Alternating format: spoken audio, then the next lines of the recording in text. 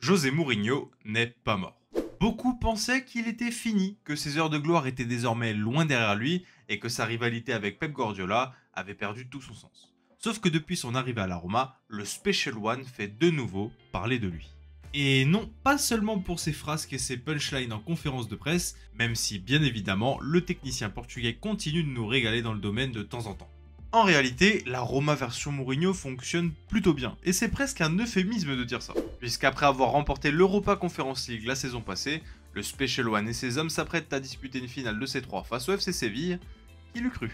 Mais avant ça, n'oublie pas de t'abonner à Cop Football. Parce que quelques mois seulement après son arrivée dans la capitale italienne, le monde du ballon rond recommençait à douter des préceptes du coach lusitanien. Normal, à ce moment-là, les gens ont encore en tête ses expériences plutôt mitigées sur le banc de Manchester United et de Tottenham.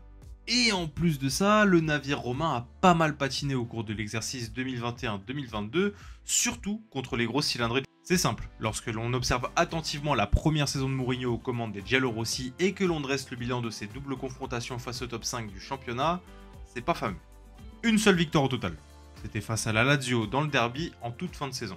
Bien sûr, il va être remis en question. Certains iront jusqu'à regretter la décision des dirigeants romains d'avoir opté pour lui au lieu de Roberto De Zerbi par exemple, un pur produit local qui a notamment fait le bonheur de Sassuolo pendant 3 ans avant de s'envoler pour Brighton. Force est de constater que tout roule pour le coach de 43 ans, même en Angleterre. Bref, l'autre problème, c'est l'image de José Mourinho. Celle d'un coach passé de mode et qui porte avec lui des idées de jeu pas très sexy, bien qu'on pourrait le défendre en nuançant son passage à Manchester United. En dehors de lui, rares sont ceux qui ont fait mieux ces 10 dernières années. Mais qu'importe, le Portugais a plus d'un tour dans son sac et va réussir à retomber sur ses pattes en remportant un trophée. Pas n'importe lequel, puisqu'en venant à bout de Feyenoord, le mot rentrera à jamais dans l'histoire de la Roma, en devenant le premier entraîneur à avoir obtenu un titre européen. Enfin, si l'on nommait la Coupe des Villes de Foire en 1961. Cette saison, on en est à peu près au même point. La Roma a obtenu des résultats en dents de scie en championnat, même si elle a pu rêver de Ligue des Champions pendant une bonne partie de l'année.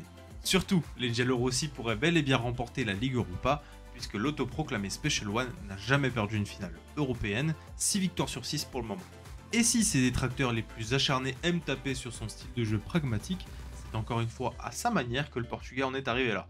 Il suffit de jeter un œil au stade du match face à Leverkusen en demi-finale pour écœurer n'importe quel amoureux du football total.